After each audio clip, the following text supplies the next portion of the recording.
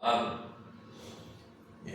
o pastor Gerson, já queria ir chamando ele aqui. Nós vamos ler a palavra que está em primeira carta de João, capítulo 2, verso 17. Assim diz a palavra do Senhor: ora, o mundo passa, bem como a sua concupiscência. Aquele, porém, que faz a vontade de Deus permanece eternamente. Glória a Deus. Vamos receber aqui o pastor Gerson mais uma vez para trazer a palavra. Vamos orar. Estenda suas mãos para o púlpito. Senhor, aqui estamos diante de Ti, mais uma vez, para o momento mais importante do culto, o momento em que Tua verdade é revelada, o momento em que Tua palavra é revelada aos nossos corações e faz com que a nossa mente gere consciência de saber a Sua vontade para as nossas vidas, que nós possamos estar atentos. Usa o Teu servo grandemente nessa pregação, que Teu Espírito use a boca, a mente, o seu coração, e que ele esteja tomado da Tua graça, para que essa graça venha aos nossos corações e possamos receber os Teus ensinamentos, os Teus estatutos, os Teus mandamentos, para a honra e glória do Teu santo nome. Tudo é feito para a Tua glória nesse culto, e o Teu servo estudou, se preparou, irá pregar para a Tua glória, porque esse é o desejo do coração do Teu povo que Te ama. Oramos em nome de Jesus. Amém. Glória a Deus.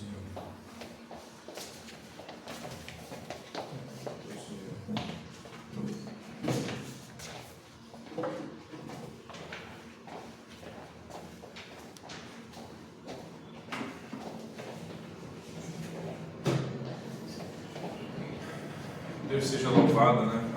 Mais uma vez nessa manhã. Agradeço a Deus por mais esse privilégio de trazer uma palavra rema. Que Deus possa falar ao nosso coração. Abra sua Bíblia no livro de Tiago, capítulo 4, versículo 13 ao 17.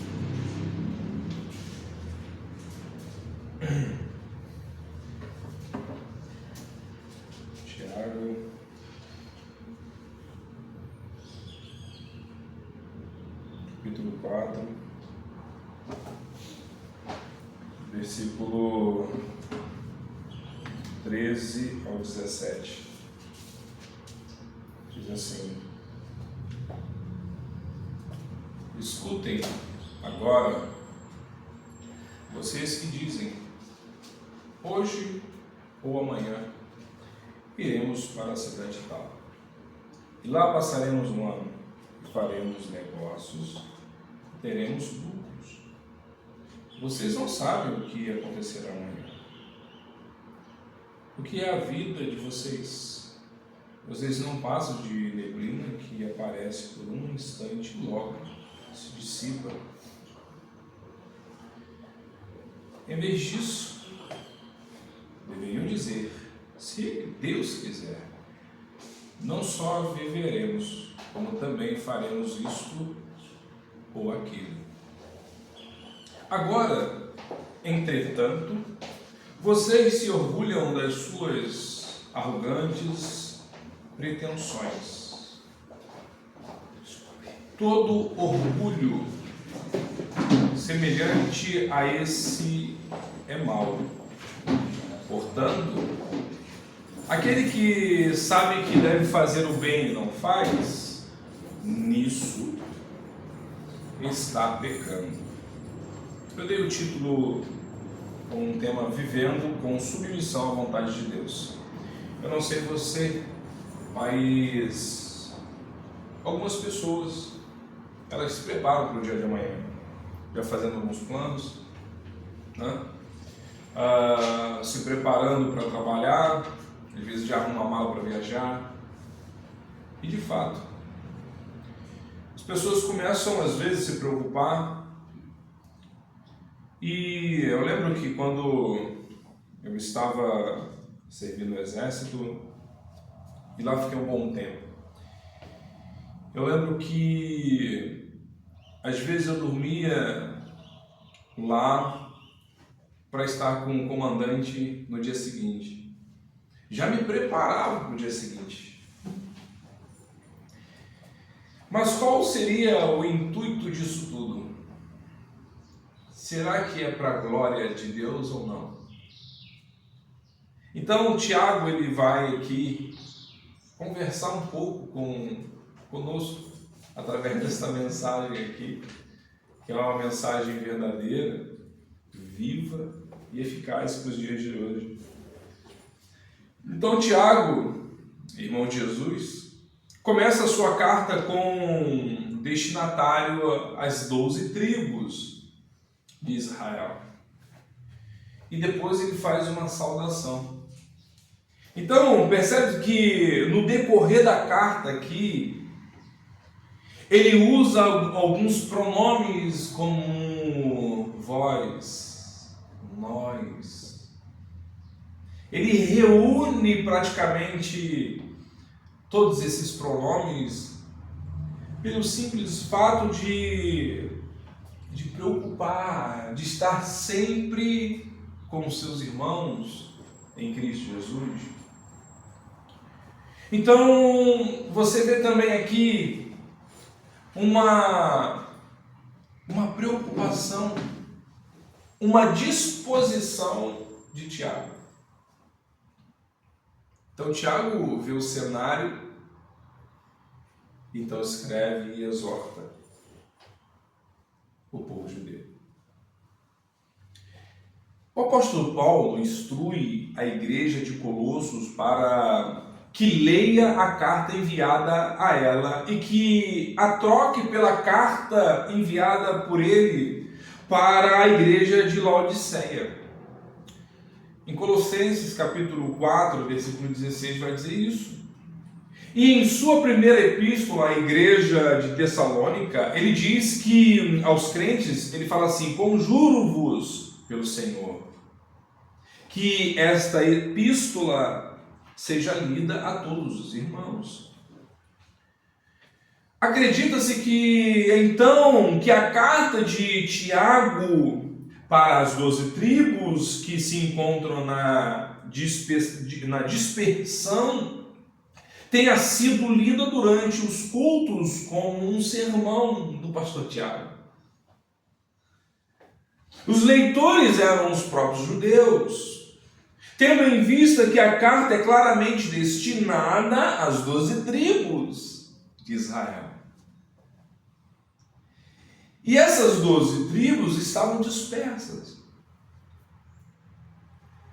Então você percebe o amor do pastor Tiago aqui, desse homem de Deus, com seus ouvintes, seus irmãos.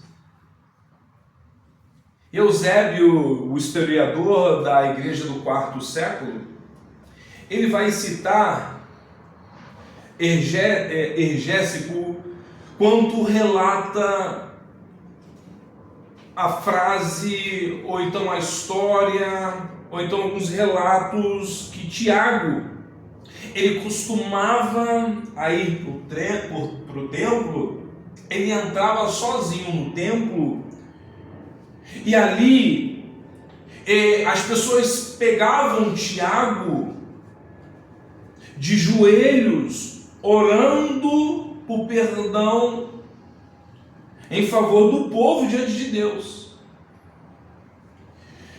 E o historiador vai dizer que os joelhos de Tiago se tornaram ásperos como de um camelo, devido à sua entrega profunda à oração e à adoração no templo diante de Deus. Difícil escutar, então, ou ouvir uma mensagem dizendo algumas características, alguns aspectos mais próprios de Tiago. Então você vê que ele não era à toa um líder de Jerusalém, porque ele dava bom testemunho, pois ele acaba conquistando com o seu testemunho povo de Jerusalém, os cristãos, os judeus. Então as pessoas viam Tiago entrando no templo, e quando chegava lá, estava lá Tiago dobrado, ó, o joelho ali, ó. E quando ele se levantava, as pessoas viam que o joelho dele era áspero como um de um camelo. Então Tiago escreveu essa carta para orientar aqueles que estavam passando por provações, mas também para corrigir, exortar alguns que estavam tendo uma má conduta cristã, desviando o seu foco, olhando somente para as coisas materiais, para o mundo material, esquecendo do mundo espiritual. E eu te pergunto, e se hoje fosse o seu último dia, o que passaria agora na sua mente?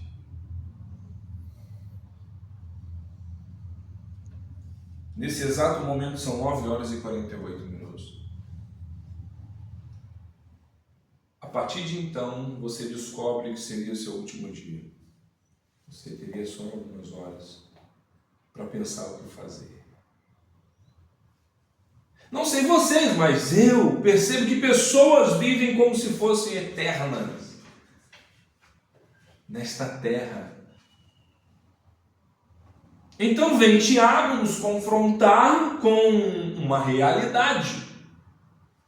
Nós não temos o controle do amanhã. Tiago, capítulo 4, do versículo 13 ao 17. Ele vem decorrendo sobre uma realidade da época, que também não há diferença no tempo de hoje, irmão. Nós somos presunçosos. E eu gostaria de ressaltar aqui que não podemos culpar um vendedor viajante por ir a um lugar para o outro fazendo negócios, entendam bem. Isso faz parte de sua vida. Há um certo paralelo com o discurso de Jesus sobre o fim dos tempos. Quando ele se refere aos dias de Noé, aí ele vai dizer: porquanto assim, como nos dias anteriores ao dilúvio, comiam e bebiam, casavam-se e davam-se em casamento, até o dia que Noé entrou na arca. E não o perceberam, senão quando veio o dilúvio e os levou a todos. Apesar de ninguém culpar uma pessoa por comer, beber, casar, dar-se em casamento, a questão é que na vida dos contemporâneos de Noé não havia lugar para Deus. É isso que Tiago está enfatizando aqui. Essas pessoas viviam como se Deus não existisse.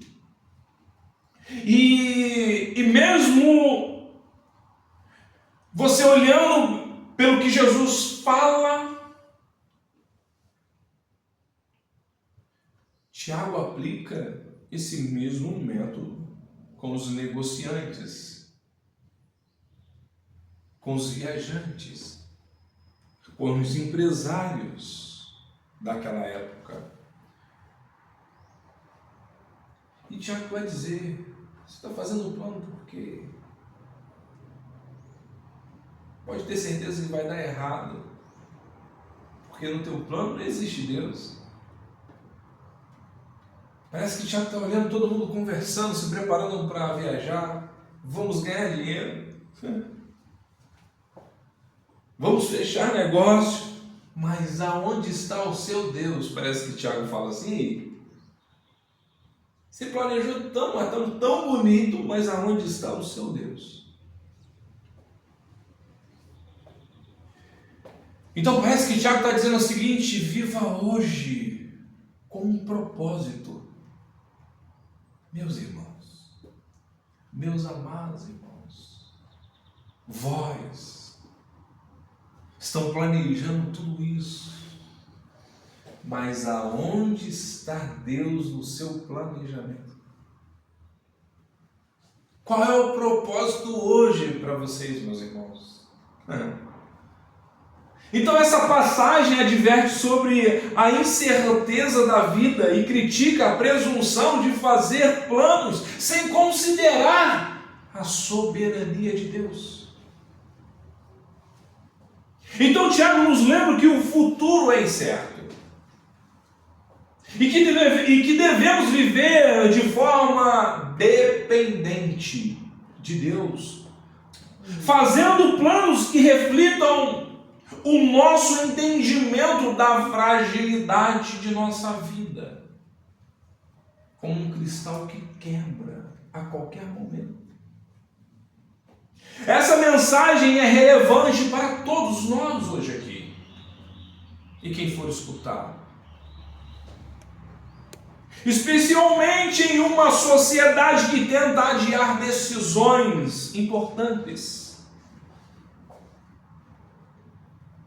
Compreender a fragilidade da vida nos incentiva a agir agora, não amanhã.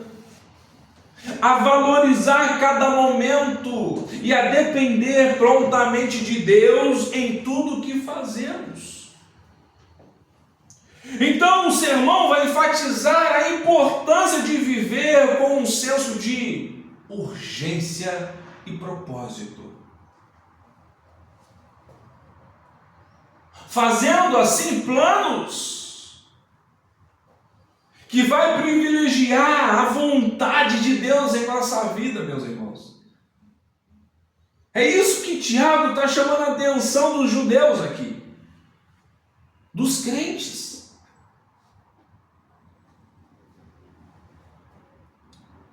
Aprender a reconhecer a nossa limitação humana é fundamental para uma vida cristã autêntica e dedicada na presença de Deus. Cristo tem que ser o centro da nossa confiança. E é Ele quem determina o nosso caminho amanhã. Essa passagem ensina a submeter os nossos planos a esse Deus tão poderoso, reconhecendo que nossa vida é um presente divino. Tem coisa mais linda do que você olhar para Cristo e falar: obrigado, que presente. Estou respirando aqui hoje porque é um presente. Até quando nos pegamos num leito de dor, o que a gente faz? Eu lembro que o meu tio, ele falava que era ateu, mas no leito de dor eu fiquei com ele no hospital e ele gemia de dor e ele falava: meu Deus, porque a dor dele vinha do pulmão, então ele falava: meu Deus, que dor é essa? Até no leito de dor é uma bênção reconhecer o Deus Todo-Poderoso. Glória a Deus. Aleluia. Meus irmãos em Cristo, somos lembrados de que o nosso tempo é precioso e que devemos utilizá-lo para a glória de Deus a todo instante. Devemos viver cada dia com um sentido de urgência, submeter nossos planos à vontade de Deus e reconhecer a fragilidade da vida, pois vivemos na dependência deste Deus poderoso e justo. Olha o que Salmo 90, verso 12 vai dizer: ensina-nos a contar os nossos dias, para que o nosso coração alcance sabedoria. Aleluia. Então, meus irmãos, qual é o perigo de planos presunçosos? Tiago chama a atenção na carta das igrejas dos judeus e dos seus irmãos: tome cuidado. Será que você poderia refletir sobre a incerteza do amanhã, como muitas vezes fazemos planos sem considerar que nossa vida é um vapor? Hoje estamos respirando. Ou melhor dizendo, nessas últimas horas talvez, vamos respirar. Ou talvez não. A nossa vida é como um vapor. A insegurança do futuro deve nos levar a buscar conselho e propósito em Deus. Nós precisamos viver, mas plenamente no presente, em Deus.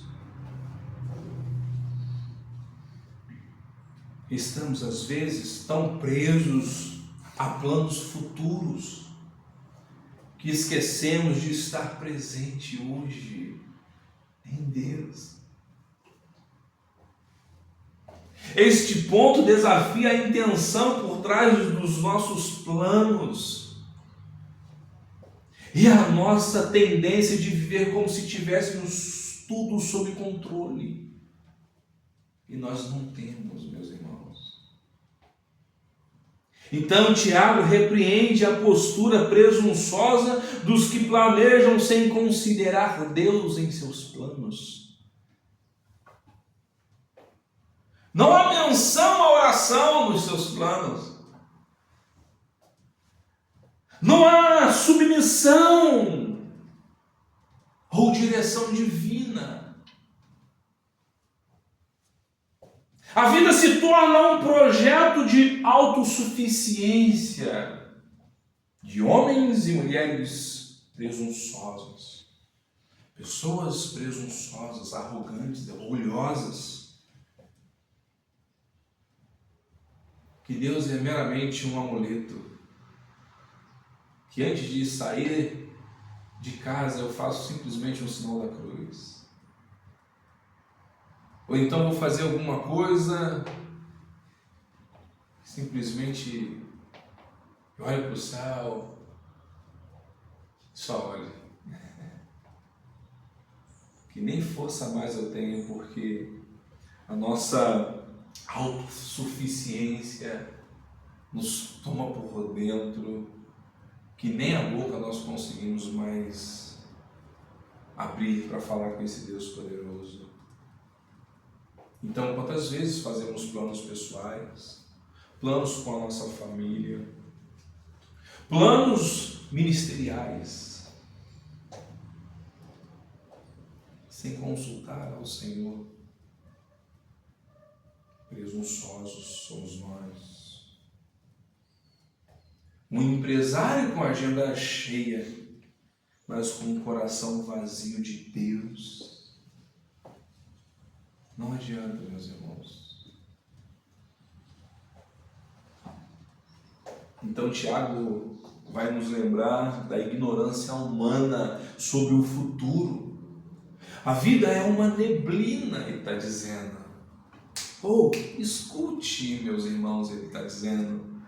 A vida é como um vapor, transitória, instável, indefinida. Então, Tiago está dizendo, devemos viver cada dia com consciência da eternidade, sempre olhando para a cruz, sempre olhando para Deus. Então, olhando agora para a palavra de Deus, onde vai dizer lá em Salmos 103, verso 15 e 16, que diz assim: quanto ao homem, os seus dias são como a relva, como a flor do campo, assim ele floresce, pois soprando nela o vento, desaparece, e não conhecerá daí em diante o seu lugar. O vento leva rápido, é como se fosse um piscar de olhos e acabou a vida. Então, como nós podemos nos proteger da presunção, meus irmãos? O pastor Dias Lopes, Hernani Dias Lopes, ele vai dizer uma coisa que é interessante. Ele vai dizer que para proteger de presunção. Em primeiro lugar, tendo consciência da nossa ignorância. Somos complicados, complexos. Nós precisamos entender o quanto nós somos ignorantes diante da soberania de Deus, do poder desse Deus.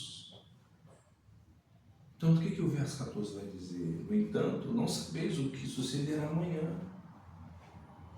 Tiago vai dizer: pare de se preocupar com o amanhã. Você se preocupa com o amanhã porque você não tem Deus.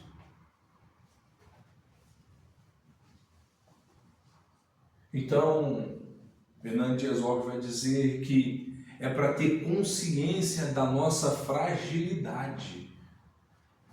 E é uma realidade. E o que a Bíblia diz? O que é a vossa vida? O que o Tiago está dizendo? O que é a vossa vida? Sois um vapor que aparece por um pouco e logo vai embora, desaparece. Fragilidade.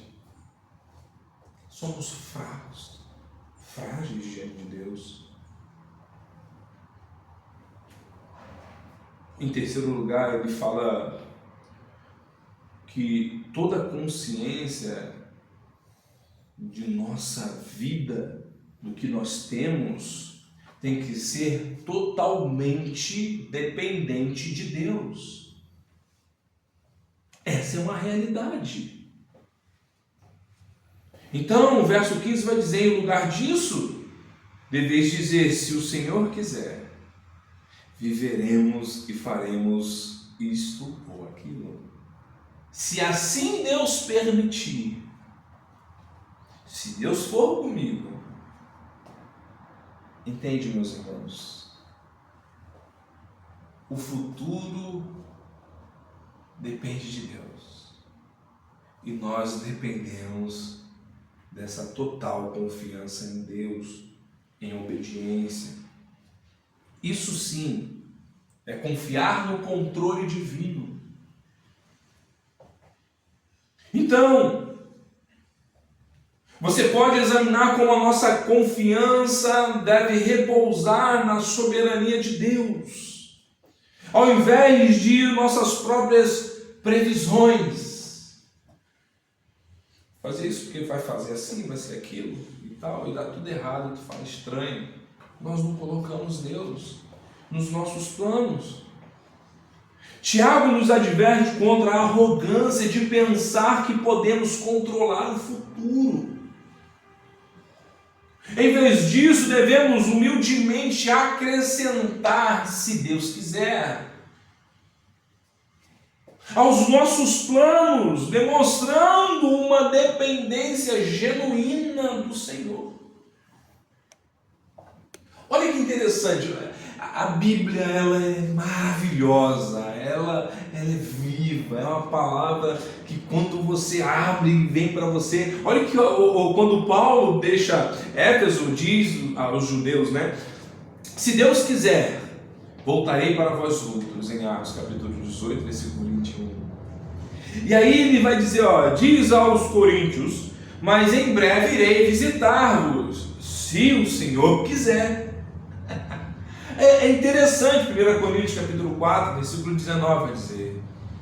Ele diz mais, ele promete aos crentes de Corinto passar um tempo com ele, se o Senhor o permitir, em 1 Coríntios capítulo 6, versículo 7. Então, meus irmãos, este ponto nos instiga a reconsiderar como reconhecemos a autoridade de Deus sobre todos os aspectos de nossas vidas, inclusive os nossos sonhos e ambições. Não é uma fórmula mágica, mas é um reconhecimento do senhorio de Deus. É uma pura demonstração de humildade e submissão a Ele. A soberania de Deus nos proporciona esperança e segurança em um mundo caótico. Então, ao entendermos que Deus está no controle de todas as coisas, somos encorajados a confiar nele em tempos de incertezas e adversidade. Olha o que está acontecendo em Israel.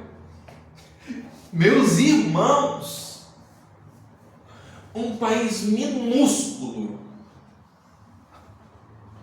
onde é rodeado por inimigos, e a promessa desse Deus não falha, ele é perpétua com o povo dele.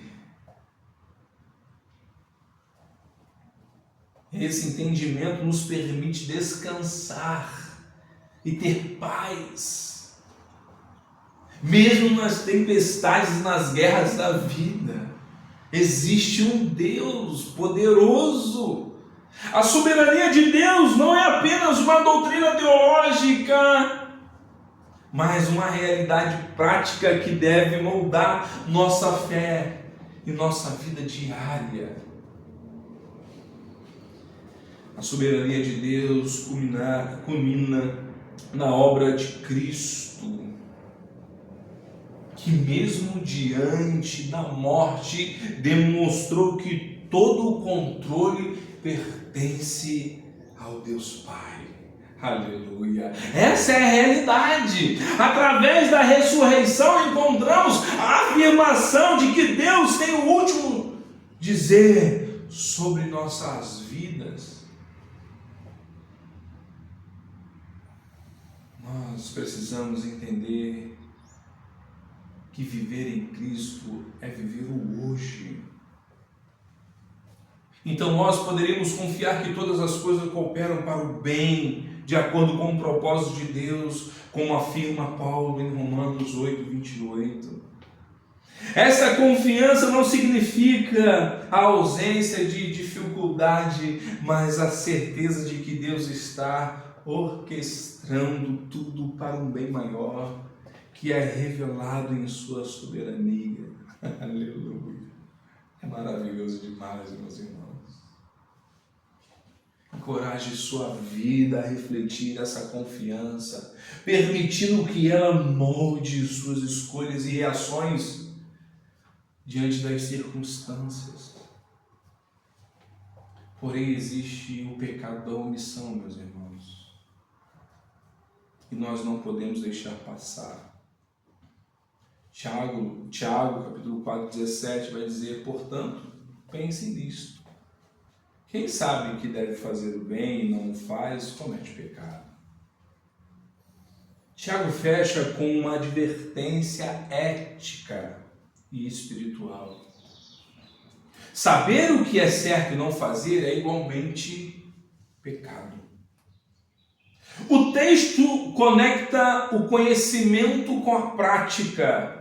Não basta entender, é preciso obedecer. É importante. Viver sem agir corretamente é desperdiçar o hoje que Deus nos deu. É a realidade da vida do crente, da igreja, do corpo de Deus. Essa é a maior verdade que o Evangelho pode nos trazer.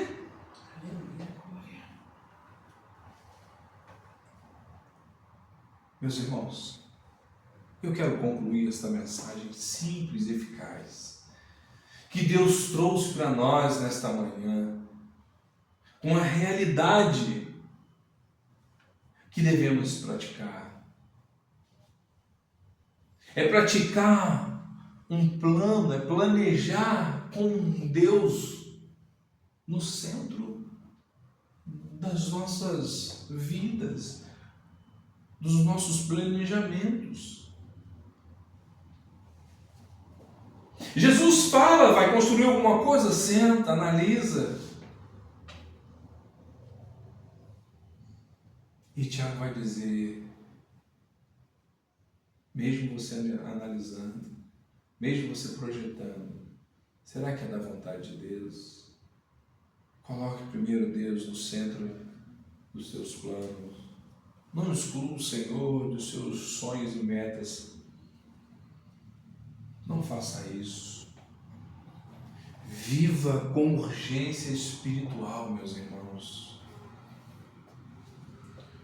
O hoje é o único tempo, pastor Flávio, que nós temos. Nós precisamos nos submeter à vontade divina. Essa é a realidade. E a gente ora, faça a tua vontade na terra como no céu. Mas não praticamos a vontade do bom mestre. Oramos, falamos, mas a prática é totalmente o contrário.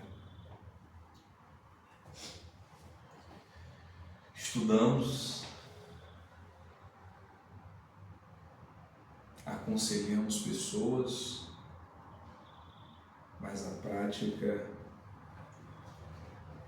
é ao contrário disso. E nós precisamos então praticar o bem quanto há tempo. Não podemos adiar a obediência, meus irmãos. Não podemos adiar perdão. Não podemos adiar reconciliação. Não podemos adiar o serviço a Deus. Não tem como.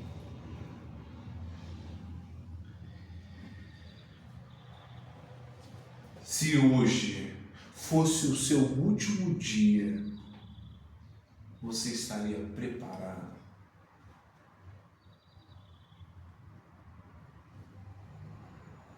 Então, o que você precisa fazer hoje que tem adiado?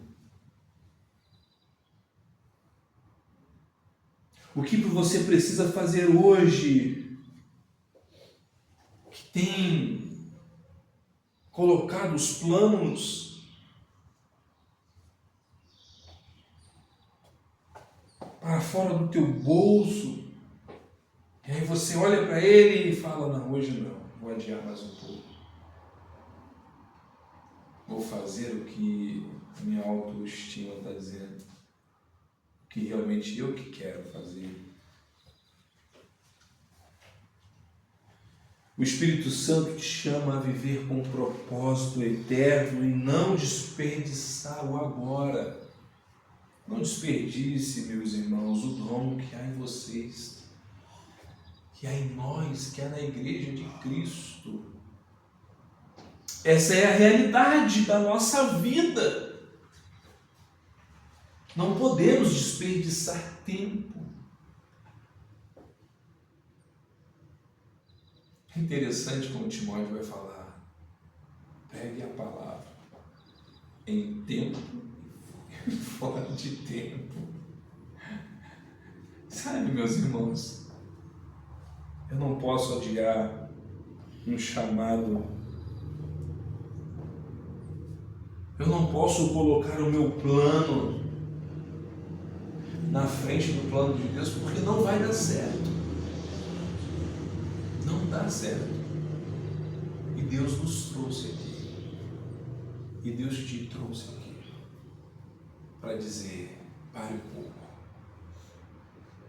Será que eu quero isso para a sua vida? Entende, meus irmãos? Precisamos deixar de sermos presunçosos. Eu sei que é difícil e às vezes você pode falar, Gerson, mas às vezes Deus não me responde. Às vezes eu oro e Deus não me responde. Mas quantas vezes Deus te deixou na mão? Quantas vezes Deus esqueceu de você?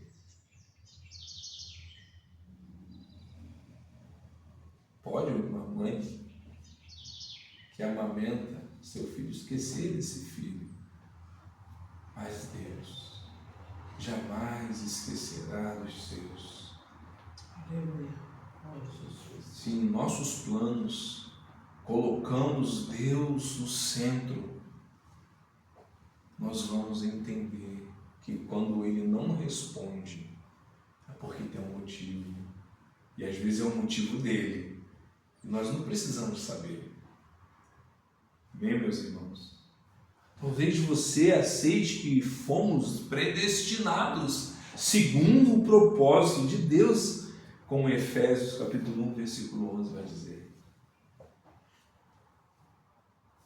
Esta aceitação da soberania divina deveria inspirar liberdade em nós, inspirar alegria em nós, em sua caminhada, meus irmãos, na caminhada cristã,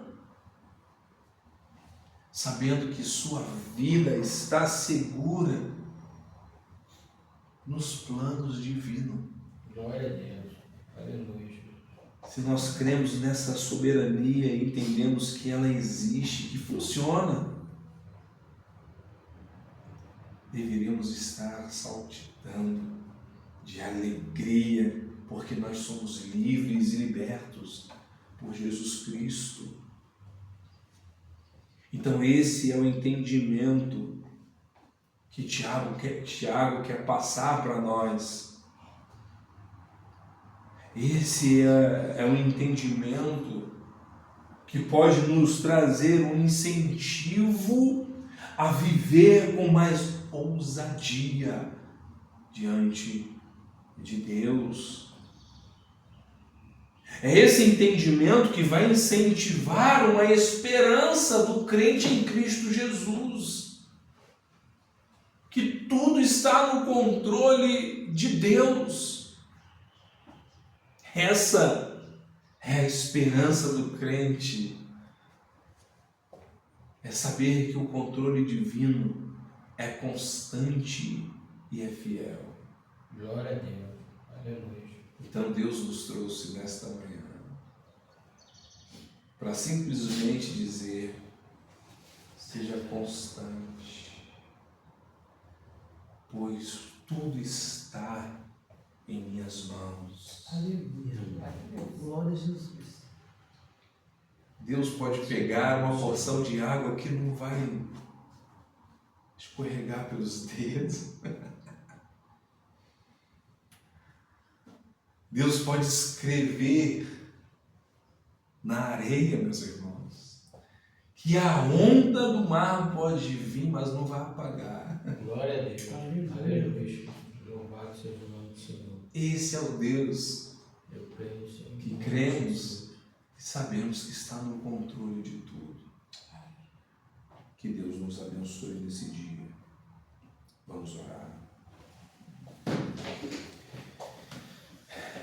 Paizinho querido, obrigado a Deus pela tua bondade e misericórdia. E nós cremos que o Senhor é bom e a tua misericórdia dura para sempre. Louvado seja o teu nome, ó Deus. Glória e glória para sempre te damos. Porque o Senhor é bendito. É o Deus do teu povo. É o Deus que faz o povo andar anos no deserto. Mas também é o Deus que faz o teu povo se deleitar na tua presença, simplesmente porque no dia que acordaram, eles comeram do maná que o Senhor providenciou. De fato, alguns guardavam, porque não estavam entendendo o plano, a promessa. Mas a estes o Senhor encontrou com eles. E eles entenderam que não eram para guardar, mas simplesmente guardar a promessa e não o maná. Então, Senhor, hoje estamos aqui nesta manhã dizendo que a partir de hoje os planos presunçosos que nós fizemos caem por terra. E é o Senhor que a partir de hoje fará, Pai, parte do nosso plano, o centro dos nossos planos. É o Senhor que toma a frente da nossa vida. É o Senhor que sai antes na batalha. Aleluia. É o Senhor que é o Deus Todo-Poderoso e bendito. Louvado para todos sempre seja o teu nome. E é no nome de Jesus que oramos, gratos por mais um dia em tua presença. Obrigado, Mestre Jesus. Amém. Vamos cantar ao Senhor. Aleluia.